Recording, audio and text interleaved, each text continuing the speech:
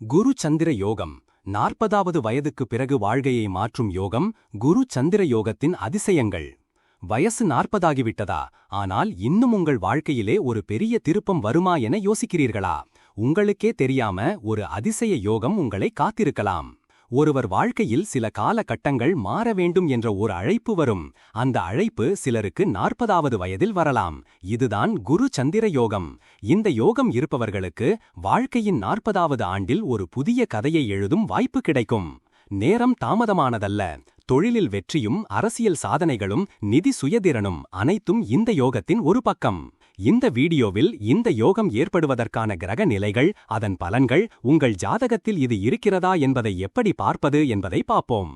அமைப்பு: ஒருவரது ஜாதகத்தில் சந்திரன் இருக்கும் ராசியிலிருந்து 5ஆம் வீட்டிலோ பஞ்சமஸ்தானம் அல்லது 9ஆம் வீட்டிலோ நவமஸ்தானம் அல்லது பாக்கியஸ்தானம் குரு பகவான் இருந்தால் இந்த யோகம் உருவாகிறது. சந்திரனின் திரிகோணங்களில் குரு இருப்பது இதன் சிறப்பு. இது மிகவும் பாக்கியம் நிறைந்த யோகமாக கருதப்படுகிறது. வாழ்வில் திருப்புமுனை: இந்த யோகம் பெற்றவர்களுக்கு குறிப்பாக 40 வயதிற்கு பிறகு வாழ்க்கையில் ஒரு பெரிய சாதகமான மாற்றம் நிகழும். இது ஒரு புதிய அத்தியாயம் அல்லது மறுபிறவி போன்ற அனுபவமாக இருக்கும்.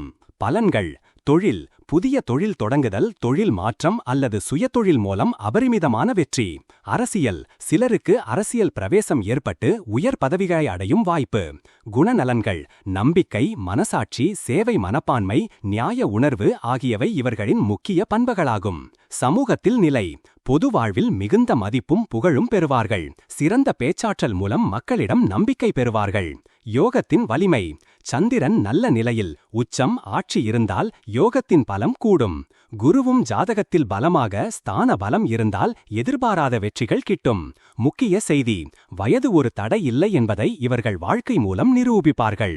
இந்த யோகம் ஒருவரின் ஜாதகத்தில் அமைந்திருந்தால் 40 வயதிற்கு பிறகு அவர்களின் வாழ்க்கை வியத்தக முறையில் முன்னேறும் என்பதற்கு இது ஒரு சிறந்த எடுத்துக்காட்டு.